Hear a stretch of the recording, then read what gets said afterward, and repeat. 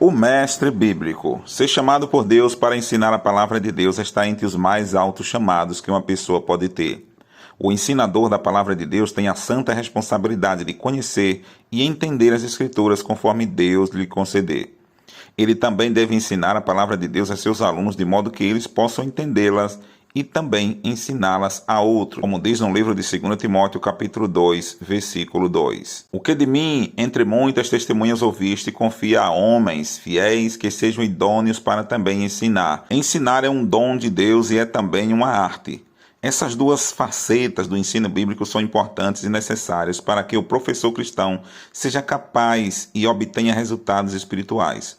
Um bom mestre da palavra de Deus deve aprender as regras básicas e princípios de ensino que possa comunicar o que deseja.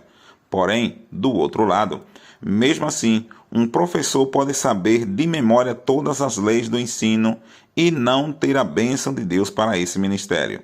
A chave da ciência espiritual do ensino é ter a unção do Espírito Santo e saber usar as leis do ensino. Nessa lição, estudaremos como o professor deve se preparar para o ministério eficiente. Primeiramente, vamos entender que o mestre bíblico é alguém maduro. Quando falamos de maturidade, não estamos falando de idade da pessoa. Uma pessoa madura pode ser definida como alguém que passou por um processo de crescimento e desenvolvimento, no qual são vistas as características pessoais e comportamentais que atestem essa maturidade. Falaremos aqui sobre 4 princípios básicos desse amadurecimento. Primeiramente, vamos falar de crescimento e amadurecimento. Crescimento e amadurecimento levam muito tempo. Para ser um ensinador eficaz, a pessoa deve amadurecer e crescer espiritualmente. À medida que o mestre cristão tomar tempo estudando as Escrituras, ele verá o relacionamento entre si mesmo e as Escrituras. O Espírito Santo começará a mostrar as coisas que precisam ser moldadas e mudadas em sua vida. Crescimento implica mudança e geralmente a mudança é um processo laborioso para qualquer um. Todavia, operada pelo Espírito Santo, essa mudança espiritual faz com que o cristão seja semelhante a Cristo. Daí, portanto, ele se torna um grande exemplo para as pessoas.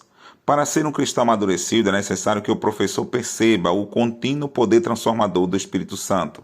Dá-se aí a transformação quando ele morre para seus próprios desejos e passa a deixar Deus tomar o controle da sua vida. Em segundo lugar, ele deve ser um exemplo. Quando Paulo instruiu Timóteo para exercitar o ministério do ensino, disse-lhe que ele deveria ser um padrão dos fiéis na palavra, no procedimento, no amor, na fé e na pureza. 1 Timóteo, capítulo 4, versículo 12. Em Romanos, capítulo 2, versículo 21, traz uma mensagem muito clara a todos os ensinadores da palavra de Deus.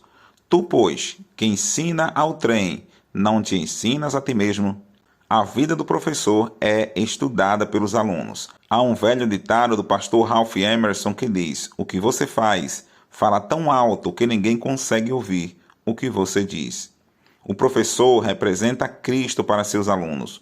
O professor deve, pois, examinar-se a si mesmo para ver se as suas atitudes refletem com a vida do Senhor Jesus Cristo. Assim como leva muito tempo para crescer fisicamente, também se leva tempo para crescer espiritualmente.